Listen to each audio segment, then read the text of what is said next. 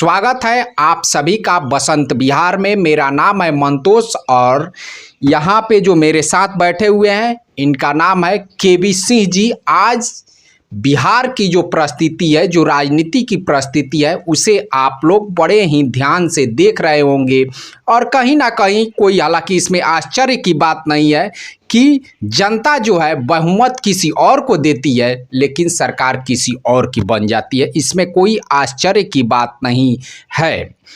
एक महान व्यक्ति ने कहा था कि जो लोकतंत्र है ये मूर्खों का देश है और धूर्तों का शासन है, जो कि बिल्कुल सच प्रतीत हो रहा है। मुझे लगता है कि ये बात आज से 200-400 साल पहले कहा गया होगा, लेकिन आज की परिस्थिति में भी ये बात पूरी तरीके से प्रासंगिक है, पूरी तरीके से हकीकत के पूरी तरीके से अपने स्थान पे खड़ा है। जैसा कि परिस्थिति आप लोग बिहार की देख रहे हैं कि जो गठबंधन है, जो गठबंधन की सरकार है, वो किस तरह से बदल रही है, कभी इधर कभी उधर। जो नीतीश कुमार जी हमारे हैं, 2017 में बिहार के पूर्व मुख्यमंत्री श्री लालू प्रसाद ने इनका एक उपनाम दिया था पलटू राम, और उस नाम पे मुझे लगता है कि ये पूरी तरीके से कायम है।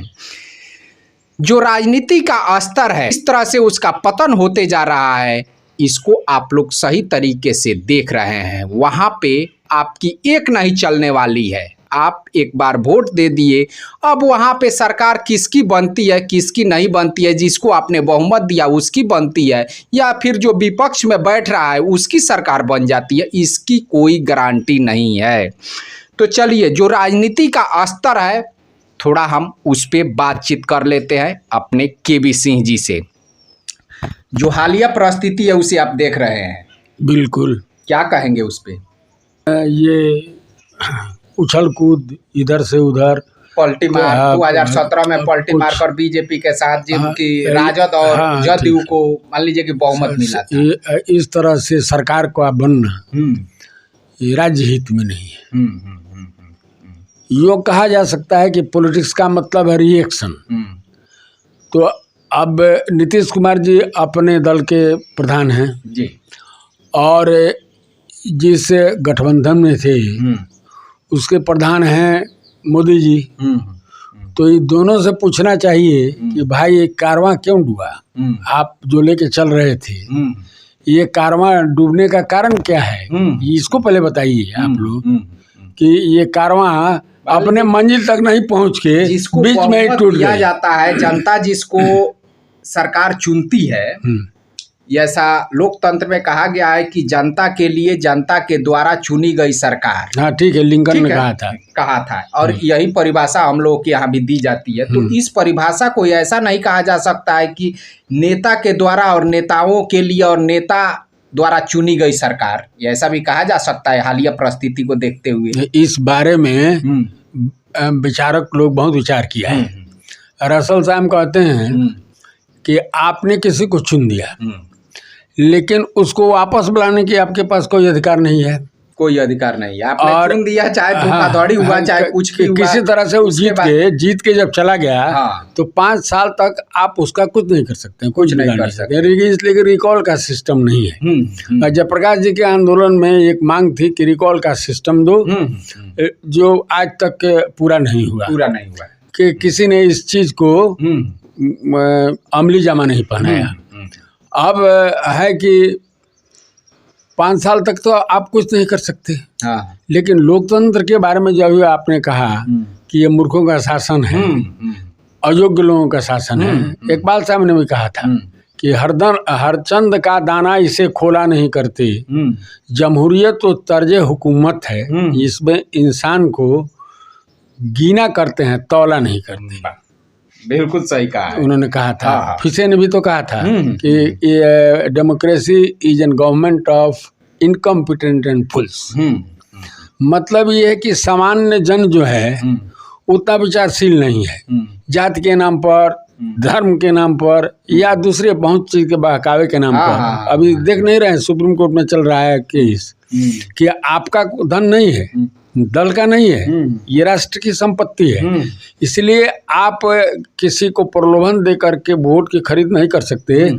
आप ये मत कहिए कि मैं फलाना चीज देने जा रहा हूँ या ये आपका तो एक काम है। आप सत्ता में आते हैं तो देखिए कि कौन सी जरूरी काम है, उसके हिसाब से कीजिए।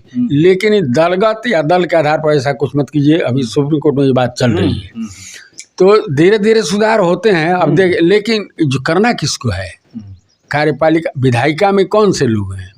हमारे जनता के द्वारा चुने हुए जो लोग हैं वो वहाँ जाते हैं, और जाने के बाद बहुत से लोग, अब कितना परसेंट, अभी तो अखबार में आया था ना कि 60% या 63% लोग ऐसे हैं जो दागी हैं।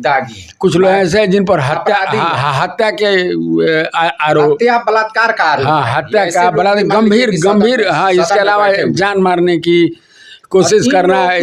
अब ऐसे लोग तो इसलिए न जाते हैं कि मान, रुतबा, इज्जत और प्रभाव बढ़े, और मैं जो चाहूँ वो करता रहूँ, यही हो। तो नीतीश कुमार जी हैं, इनकी जो विश्वसनीयता है, इसके बारे में आप क्या कहेंगे?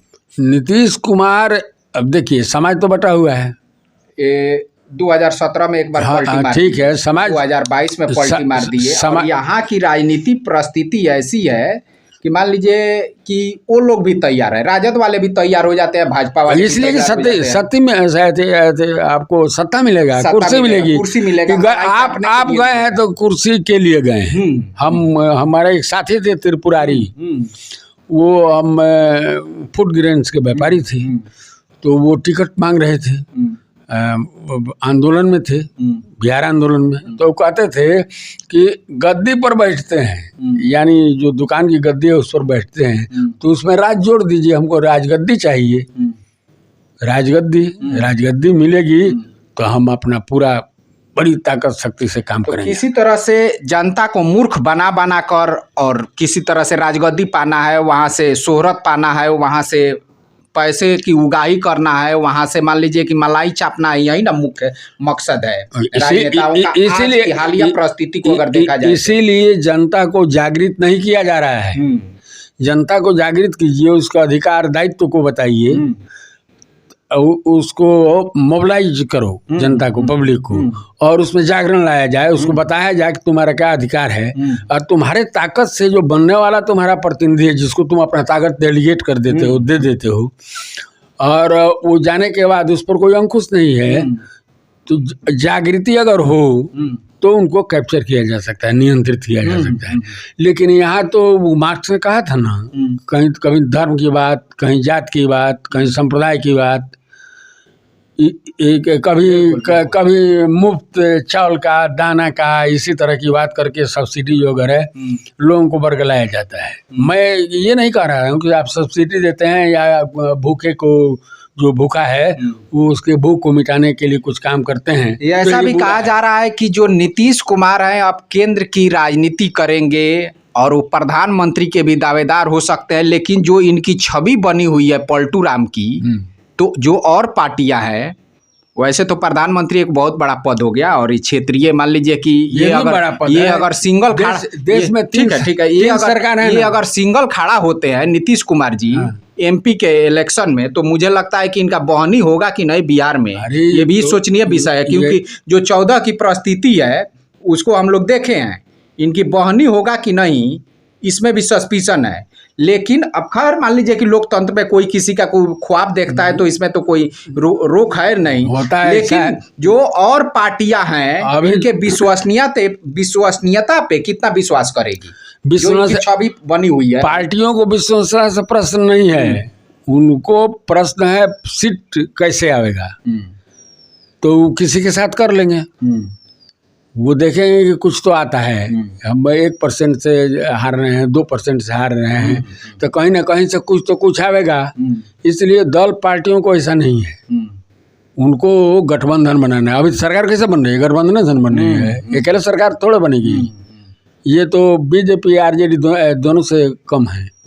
दोनों से कम है, मगर मलाई चापने में सबसे आगे है। हाँ, अब उनका अपना मुख्यमंत्री तो वही ना है, वो उनका अपना रणनीति है। हाँ। अपने रणनीति से बन और गए। यहाँ की परिस्थिति भी, राजनीति की जो परिस्थिति है वो भी उस तरह की है। बिहार में और इसमें नेतृत्व मान का लीजिए कि कोई नैतिकता है नहीं, ना इसमें कोई नैतिकता है, ना ईमानदारी है, ना वफादारी है, ना दोस्ती है, सारा कुर्सी का खेल है। अरे तो वो लोग इसको नैतिक अनैतिक नहीं मानते हैं। लालू जी को सुने ना, लालू जी ने कहा नैतिकता कहाँ लिखा हुआ है संविधान में। जब नैतिकता संविधान में नहीं है तो हम पर लागू कैसे होगा। उन्होंने कहा था ना, इसका क्या मतलब है कि नेता लोग बोल क्या रहे हैं, कर क्या रहे हैं, कह क्या रहे हैं।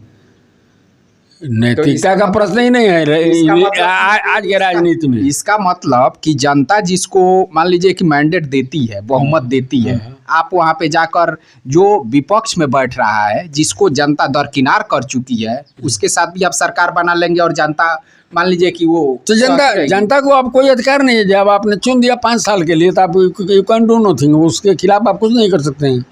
तो इसीलिए रिकॉल का प्रश्न है। जो महान दार्शनिक या विचारक ने कहा है कि मूर्खों का देश और धूर्तों का शासन है ये लोकतंत्र, तो 100% बिल्कुल परफेक्ट कहा है। वो कहा है तो सही कहा है। हाँ, कोई गलत, वो भी गलत नहीं है। हाँ, हाँ। वो ऐसा नहीं कि वो पूरा का पूरा सही कह रहे हैं, वो भी गलत नहीं है।